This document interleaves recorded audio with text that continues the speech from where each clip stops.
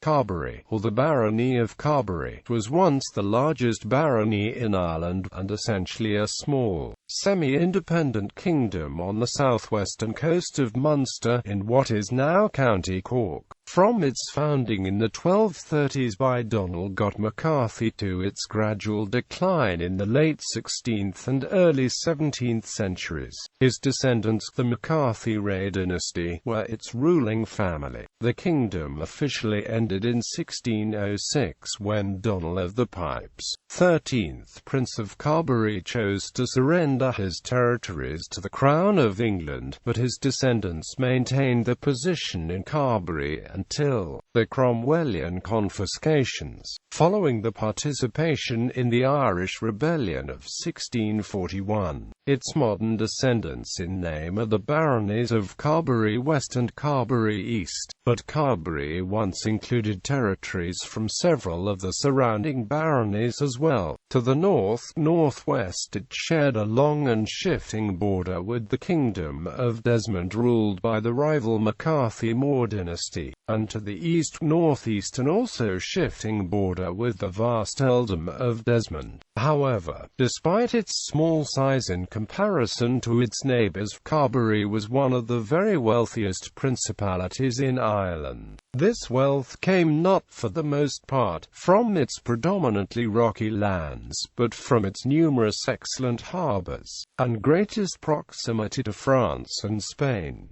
Some of the eastern portion of the principality was however quite fertile. The MacCarthy Reagh were reported to have the greatest income of all the Gaelic princes in Ireland. Only the Earls of Desmond, who were intermittently able to force the MacCarthys to pay them tribute in order to avoid continual harassment, were wealthier. Carbery is fortunate to be very well documented for a medieval Irish principality, the sources being diverse and fairly copious.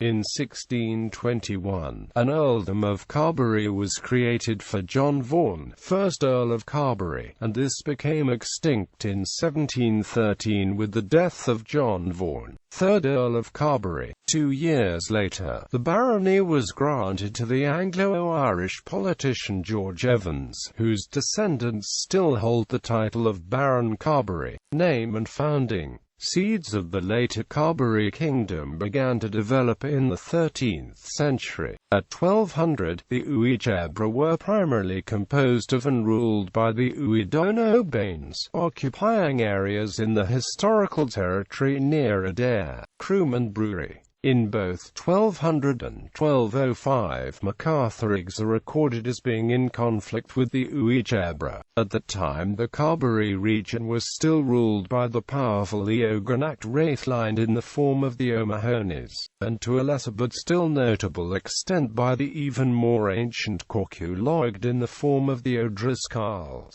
By 1232, Donal Gott MacCarthy and his sons had effected a decisive conquest and effected a major change in the territory. During the remainder of the 13th century, infighting and splintering within the MacCarthy Reagh led to the establishment of several MacCarthy septs, with territories in Duhallow, Coshman, Muskerry, and what would become the larger clan lands of MacCarthy Reagh and MacCarthy Reagh. By 1283, one of the MacCarthy splinter groups was noted as being part of the Uí, when Domnall, son of Domnall Cairprech MacCarthy, and others of the Uí made a treacherous plot against Domnall MacCarthy, King of Desmond. The plot failed, and the Uí fled, ultimately resettling in Carbery. The many movements of the clans during the 13th century resulted in the relocation of many of the septs in the area, including those of the O'Mahonys, O'Driscolls,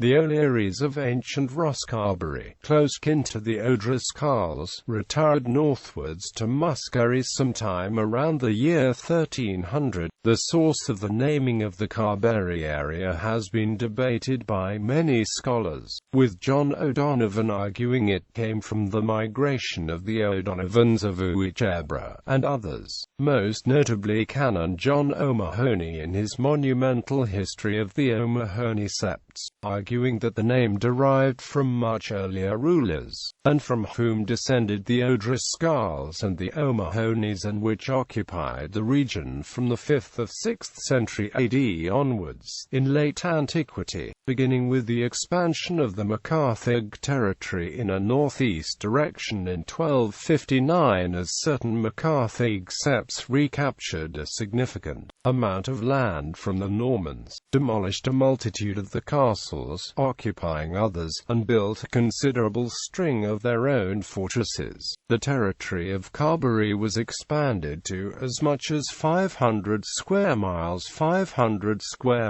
by 1500. History. The history of Carbery for the next 3 centuries is almost entirely the history of the sept of the MacCarthy Reagh. Less active septs were the O'Mahonys, the O'Driscolls, and the O'Donovans, which had migrated to the Carbery area. Piracy. The O'Driscolls were Ireland's greatest seafarers, and thus were Carbery's most capable pirates, for which they are noted in the sources. The O'Donovans also had some seafaring capability, and are noted for at least a little piracy as well, for which one, along with his O'Driscoll accomplices, was killed in 1551 by the O'Driscoll themselves.